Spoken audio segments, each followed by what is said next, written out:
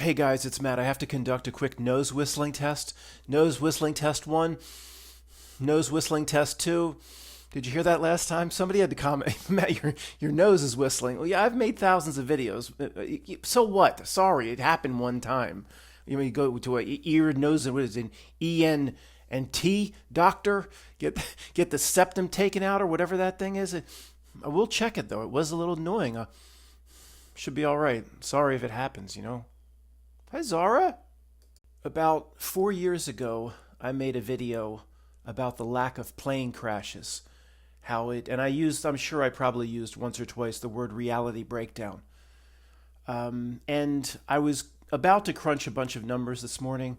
The FAA, .gov has a very interesting, let's just say, homepage that we can scroll through that presents a lot of the major numbers.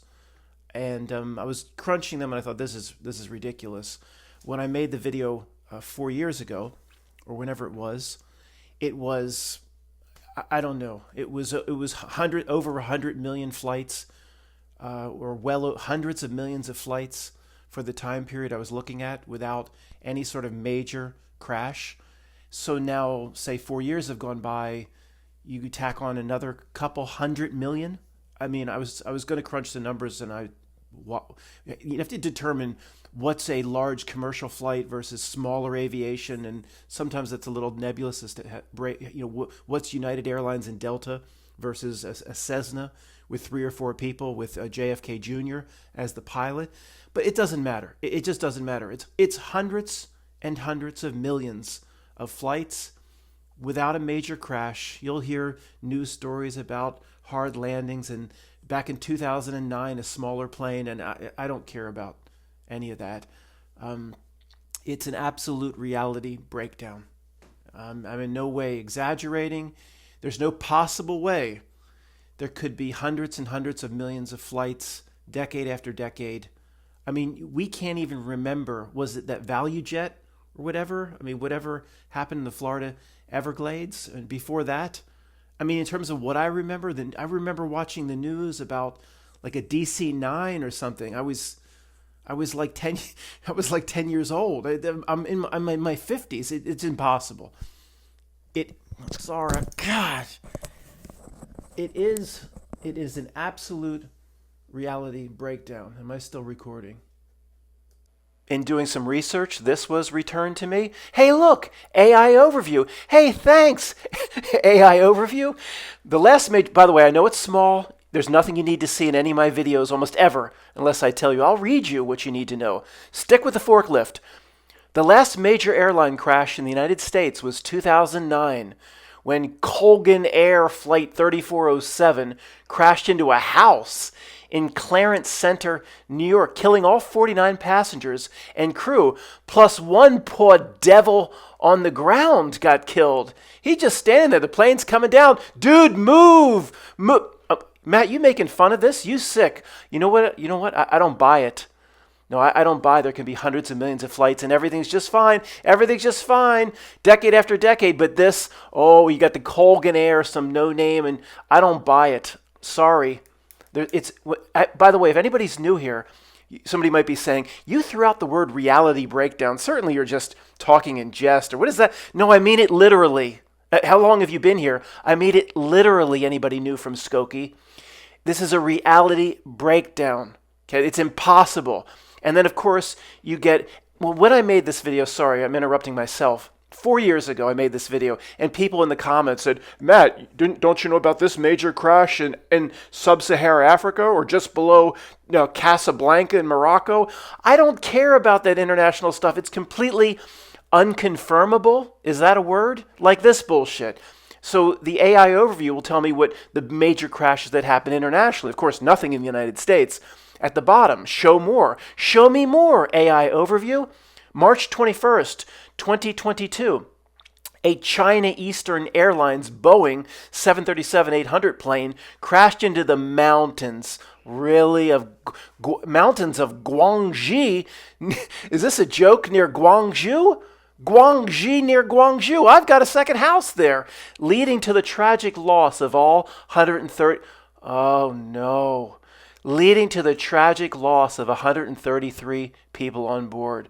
And if you think I'm making fun of tragedy, there is no tragedy. I don't buy it.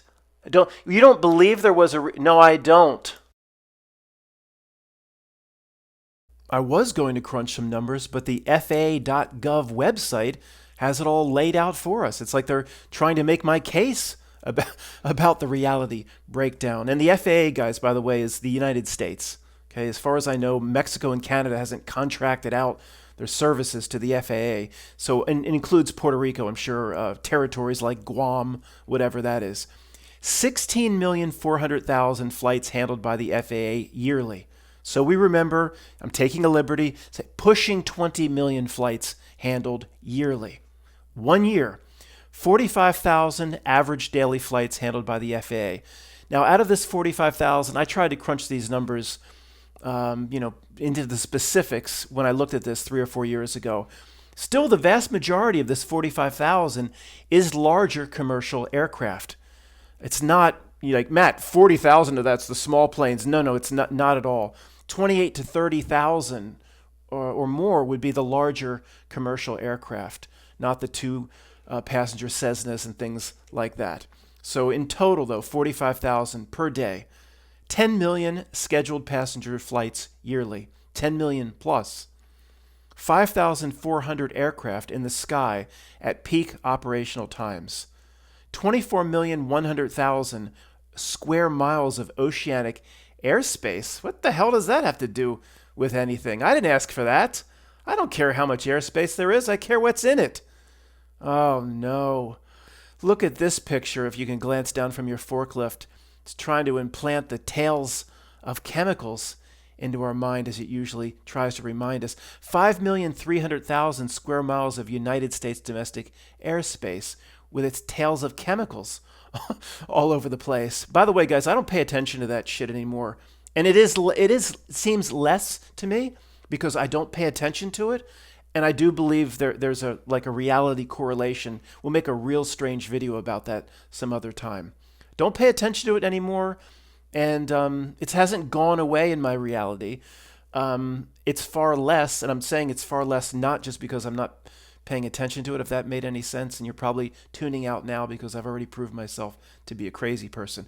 520 air traffic control towers, 2 air traffic control towers, and 1 admiral's daughter, Penny Benjamin. 19,633, oh God, U.S. airports. Over 5,000 public airports, 14,000 private airports. Matt, look, 14,000 or more private airports. See, the majority of the small planes, no. The private airports, these planes could sit there for months without being used. No, they're not coming and going. Private airports, some of these airports, they have 10 to 15 planes, tiny planes that are used a few times a year by the pilot. No, it's, again, I would say of that 45,000 number, roughly 30,000 are larger commercial aircraft per day. 21 air route traffic control centers, 14,000 plus air traffic controllers. These people are also perfect, by the way. They don't make mistakes. They don't come in hungover. None of them are on heroin. None of them lost their husband or their wife or a loved one the day before. They all come in ready to work. And Matt, it's all managed by computers. Well, okay, but that doesn't explain what's happened over the last 40 years. I mean, there's a human element here that would cause problems in the skies because these people are not perfect. I mean, probably more than 50% are drug addicts. We don't know. 2,900,000 passengers fly every day in and out of U.S. airports. Why you got to use the picture from the C to V days? I mean, update your website. That's some sort of illusion that they're going to bring some monkeypox. What? Okay, forget it, Matt. Just move. Let's get through this list. Why you got to use that picture? Come on. 167,000 fixed-wing general aviation aircraft. 10,000 rotocraft. Just call it a damn helicopter. What the hell's a rotocraft? Just stop it. 34,200 experimental light craft. Oh, that's these jerks down here at the park. They have this fan. They run off the hill with the damn fan on their back and a parachute, and they fly up in the air. I just sit out there for hours and wait for them to crash, like in Hot Tub Time Machine. They just kept waiting for that guy to lose the bellhop to lose his arm. Do you remember that? 25,500,000 general aviation flight hours per year. Okay. 44 million pounds of freight per year. 44,500,000 and 43 million is Amazon's shit. Amazon, how much, honestly though, without joking, how much do you think is that is Amazon? 44 million pounds. It literally, well, freight. I mean, it could be, parts for trains and, engines and things like that are very heavy, Matt. So it's not all Amazon shit yet until they start taking over those industries. 10,800,000 U.S. jobs. 147. Okay, this just, I guess, well, we're at the end. 488 billion annual earnings from aviation. Hello, AI Overview, are you still there? How many car accidents per year in the United States? On average, there are over 6 million passenger car accidents in the United States every year. Road crashes are the leading cause of death in the entire country, resulting in more than 38,000 people dead. We can actually use the Geico caveman in a role play of sorts, which is an interesting exercise related to what we're talking about here. Now, you have to assume to start that his species really exists. The Geico caveman is real. Say they come from the other side of the ice wall, splat turfers, the ice wall. Okay, that's a whole other side of the Earth that's reflected in the moon. Remember all that? The Earth is reflected in the moon and crater this and crater that and all that horseshit nonsense. Assume it's real. You could sit down with him. You'd assume also he doesn't know nothing about no technology on this side of the ice wall. He don't know no planes, trains, and automobiles. They don't got that shit on his side of the ice wall. So you say, Wright brothers, the first flight, 1903, and he's very interested.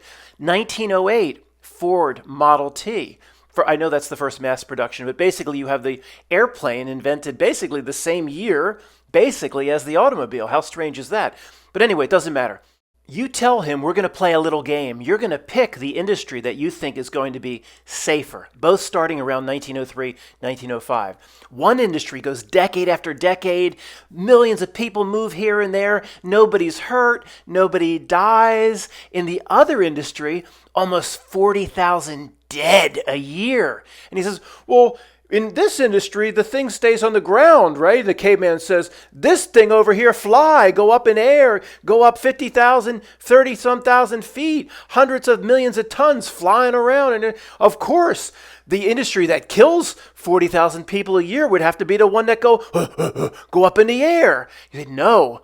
The one that goes up in the air is completely safe decade after decade, even though half the air traffic controllers are on methamphetamine. The one on the ground, it's rubber on asphalt, that's the one that's the leading cause of death in the entire world. You'd confuse the shit out of this guy, this caveman, if you could talk to him. That's why he's a spokesperson for Geico. He can't get no other job.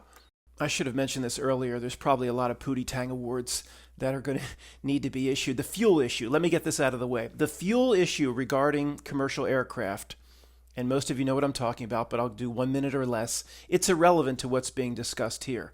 Whether at cruising speed and altitude, it's using no fuel, 98% less than what they say, it's still thousands of tons of metal going up in the air. It's still a degree of risk, you would think, to that. Whether there's fuel or not, it's irrelevant. So, well, I brought it up. I better address it.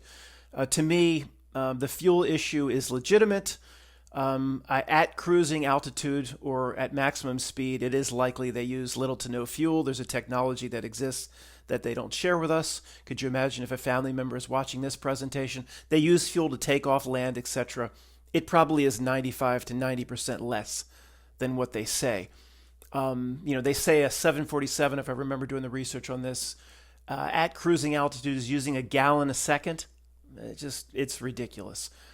We've talked about many times. Again, I'm in the weeds on this, and I need to get out. It's not the point, but you would just see hundreds and hundreds of tanker trucks going in and out of airports, LAX, Chicago O'Hare, Philadelphia International Airport, hundreds and hundreds of tanker trucks as you go down to pick someone up or go down to park your car to take a flight. Where's all the fuel? Okay, let's not. That issue is legitimate. It's not relevant to what's being discussed here. The fuel in and of itself doesn't make it less or more risky. The damn hunk of metal still goes up in the air. So, what do you think's going on, genius? I don't know. It's just it's a reality breakdown. It's not possible in a real world. Now, am I really prepared to defend that? I guess I'm gonna have to. But there's just I would start by saying this. Of course, what's very interesting is how these same reality anomalies play out in terms of how we notice them and how we research them in our community versus, again, our interaction with friends and family. This is also an element or symptom of a world that's not very real. How this plays out every single time. What's my friend Tony going to say about the issue that's being raised here? What are my friends and family and my cousins going to say about the issue being raised here? It's going to be, you can predict the script. Matt, the technology regarding aircraft safety has increased exponentially over the years. There's computer systems that can land and take planes off. That's existed since the 70s. The computer systems associated with air traffic control, Matt, is not what it was when you watched that horrible, wretched movie, Pushing Tin, with Billy Bob Thornton. And that was about the time, I think, Billy Bob Thornton was carrying around a vial of Angelina Jolie's blood, and she was carrying around a vial of his blood. They had his and her matching necklaces, like the yin and yang. Sorry. So they would give you that palace guard speech. But at some point, see, again, if I was having that conversation with my friend, and nobody will ever have that conversation with me, that's one of our biggest frustrations with us, I would say, well, what's your number as to where it gets a little strange?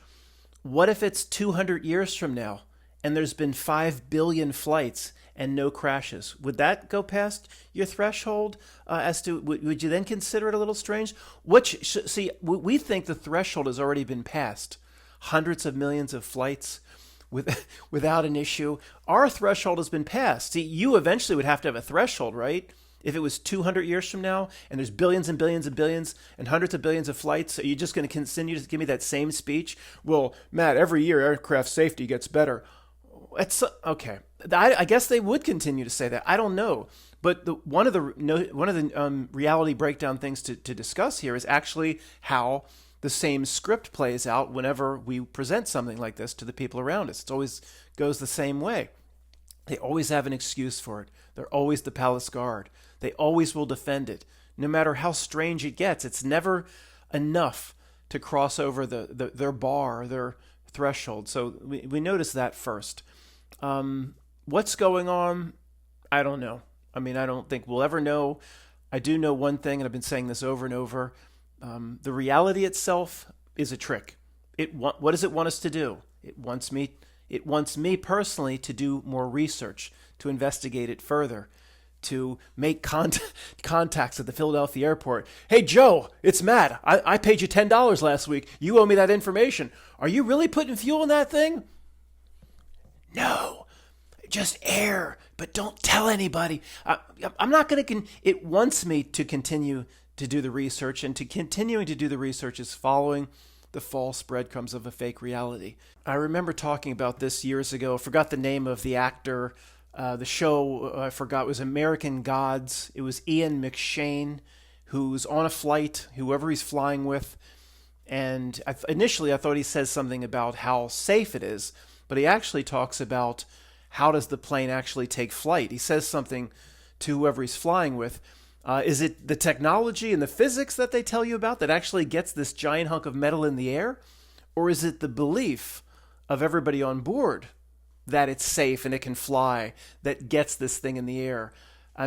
How, he doesn't say this, but how, in terms of the equation, how important is the belief of all the real consciousness on board to not only have the plane take off, but to have it be safe? And there's something, I only watched a few episodes of this American Gods. It was strange. I turned it off. Maybe I should give it a chance again. But there's something to this where the consciousness on board in some way plays a part in what American Gods was saying, and in the plane taking off. But let's not quite go there. Let's just say in terms of the safety of decade after decade without incident.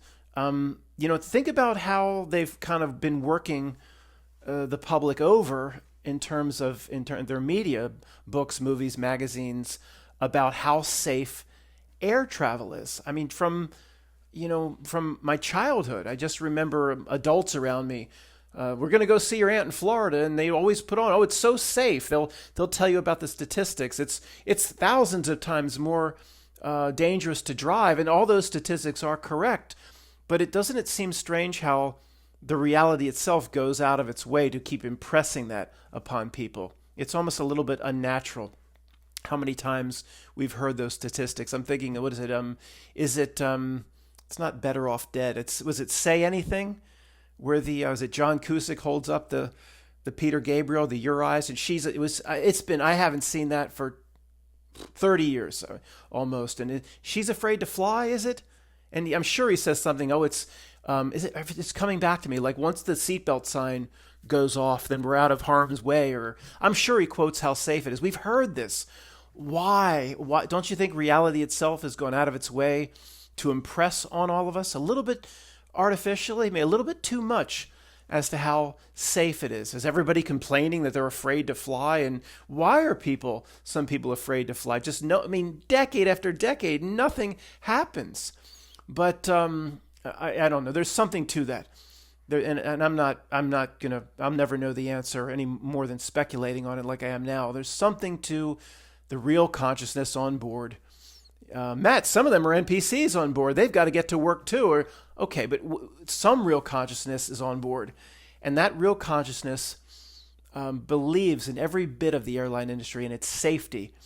And over the years, they've worked on real consciousness to get them to believe it's safer. And then it reinforces itself. It comes back like a loop. It's a catch-22. Now another decade has gone by with nothing, so they believe it's even safer. Therefore, per the belief, it becomes safer. There's something to that. We're never gonna know more than just a general speculation on it, like what we just did. I just took a minute to look up the weight of some of these large jets and aircraft, and it presents a difference between the maximum takeoff weight and the weight of the plane itself. So the weight of the plane itself for like 747 Boeing 777, Airbus equivalent, etc., 350,000 pounds to say 400,000 pounds. Empty, just the plane itself. The maximum takeoff weight for most large planes is between 600,000 and 700,000 pounds, including the passengers and the luggage and things like that. The dogs and the poor animals in the damn animal compartment, or the cat shoved under the seat. The highest I saw, without doing a ton of research, was the Boeing 747 at 900,000 pounds maximum takeoff weight. But I think there's an Airbus that's even bigger. It doesn't matter. Let's just round it up to 1 million pounds. The fuel issue doesn't matter. You have to take just shy of 1 million pounds total of metal and rivets and tens of thousands or hundreds of thousands potentially of moving parts, and you have to hoist it up into the air.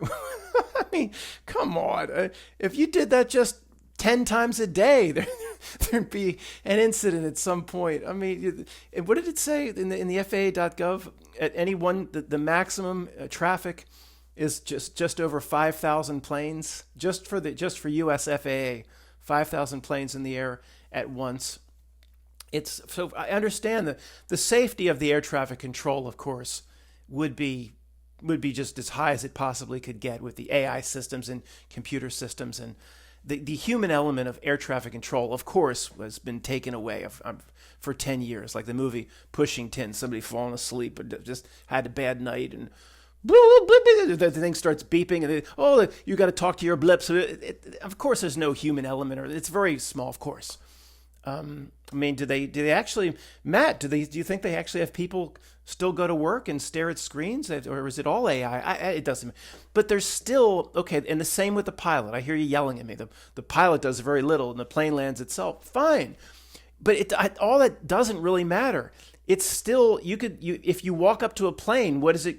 Is it going to be just rivets, metal, and metal pieces and parts and flaps and things that need to be oiled? It's still a hunk of metal, right? And I mean, I don't think it's some sort of mirage where you go to walk up to it. It's actually like those alien beings in the movie The Abyss with Ed Harris. They glow and you can put your hand right through the plane, and it's some technology from the 28th century or something. It's still a bunch of fucking rivets. It's still metal parts that were put together in a Chinese factory. And where there was, as the parts were put together, there were Foxconn jumpers right off. I mean, there's still human hands, and people in China didn't have a good day, and the person's not really monitoring the parts, and all the parts are coming through twisted, and they're key aircraft parts for the Boeing 777. You'd think something like this would catch up with us at some point. Don't tell me about the AI systems for air traffic control and the pilot doesn't have to land. That's not the main point in terms of safety. It would be about the hundreds of thousands of pieces of metal that has to be hoisted up into the air. I mean, I understand why it doesn't bang together because of air traffic control. I sat here for a minute thinking how to wrap this up or conclude this. I guess we have to go all the way back to the beginning and see how long we all agree, or see how far it gets before our agreement in our own community here breaks down. So the starting point would be most people here would find it very strange. There's some sort of reality anomaly associated with the fact that we push 30 years, 40 years, 50 years with really no major incident whatsoever regarding large commercial aircraft. Even Value Jet 1996 was the Everglades. Like this system here is never pulled off a cake in the lake event. I mean, who knows? It's always in a remote place where nobody can see it. The Everglades, right? So did that happen in 96? It might not have. There was so much strange news and weird things associated with it that it is potentially that didn't even happen. I don't know, but I will keep that on the table. I'll keep on the table that it did. But basically, we have next to nothing for almost 50 years. Now, I'm sorry if I'm speaking for you, but most people here would say, using vague terminology, that's strange, Matt, I agree, and there's something weird going on. Many would take the leap that I do, something strange going on with reality itself. Where these millions and millions upon tens of millions of people can be hoisted up in the air in a pile of metal and nothing ever happens. Okay, we agree. Is there anybody here that would think that would say what my friends and family would say, that it's just safety, that they're just better at keeping things safe? I think 95% here wouldn't completely be upset with me for throwing around the term reality breakdown. I just, maybe it's closer to 100%. Not sure anybody that would be at a channel like this would be like, Matt, that can be explained just through safety. No, that bar was crossed. If it might be safer in pedestrian means that we understand, but that would mean if things were real, Matt, how many do you think there should be per year if things are real and it's not some weird reality glitch or something they're doing? There should be, in the United States, there should be 2, 3, 4, 5 events a year with the numbers we're talking about, the millions we're talking about. 2 hard landings, 5 people injured here, 10, and 1 or 2 big ones. Excuse me. 1 or 2 big ones where 300 passengers on board, just nosedive. There should be 1 or 2 big ones a year, in my opinion, and it still would be safe enough where it wouldn't stop people from flying. So I think we agree there. Now, after that, I'm thinking our agreement breaks down. We have all different types of people here. So I guess I'll just, and many of you, what I think you'll see as a cop-out. Where at this point, I think it's, again, it's what would the reality want me to do? What does the Not Milk or Asshole Dark want me to do at this point? Excuse me. It wants me to continue my research. It wants me to get closer to it. It wants me to dive into the weeds. And if I did that, all sorts of stuff through a reality or slash conspiracy generation machine would be returned to me in terms of all the weird things that could potentially be going on if I looked at it closely enough as to why these planes and commercial flight is so safe decade after decade. So as usual, and I don't think I'll ever break away from, this place that I've reached in terms of seeing that it wants me to chase it. It wants me to chase its yellow breadcrumbs.